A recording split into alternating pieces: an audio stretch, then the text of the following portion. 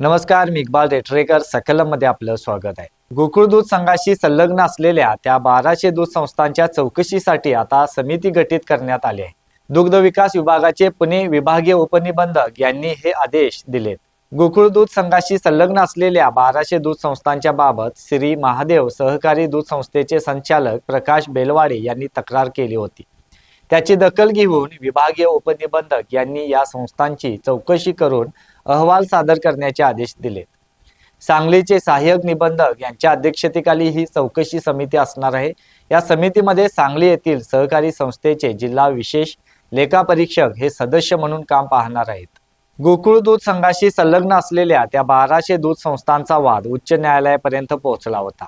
या संस्था नियमबाह्य पद्धतीने नोंदणी केल्या असून अनेक दूध संस्था 50 लिटरपेक्षा दूध कमी घालत असल्याने त्यांच्यावर व्यावसायिकाची कारवाई करण्याची मागणी प्रकाश बेलवाडे यांनी केली होती। यानंतर या दूध संस्थांवर व्यावसायिक नेमण्याची कारवाई सुरू करण्यात आली होती। मात्र राज्य सरकारच्या दुग्ध विभागाने त्याला स्थगिती दिली होती। हा वाद न्यायालयात गेल्यानंतर यावर सुनावणी झाली। दरम्यानच्या काळात राज्य सरकारच्या दुग्ध विकास विभागाने दिलेले स्थगिती आदेश मागे घेत असल्याचे उच्च न्यायालयात सांगितले।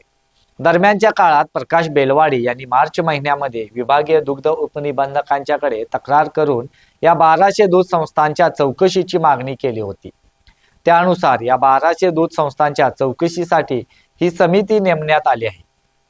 दरम्यान विभागीय दुग्ध उपनिबंधक राजकुमार पाटील यांनी गोकुळ निवडणुकीसाठी मतदार यादी कार्यक्रम तात्काळ सादर करण्याच्या सूचना सहाय्यक निबंधक प्रदीप मालगावे यांना सोमवारी 30 मार्च रोजी दिल्या आहेत। मात्र मतदार यादी तयार करताना त्या 1200 संस्थांचा समावेश करायचा की नाही याबाबत स्पष्ट आदेश नसल्याने याबाबत मार्गदर्शन मागितले आहे। तर दुसरीकडे आज बुधवारी पुणे विभागीय उपनिबंधक यांनी या 1200 संस्थांच्या चौकशीसाठी विशेष समिती गठीत केल्याने या प्रकरणाचा गुंता वाढणार आहे। त्यामुळे गोकुळ दूध संघाची निवडणूक वेळेत होणार की नाही अशी शंका देखील आता उपस्थित होत आहे। धन्यवाद।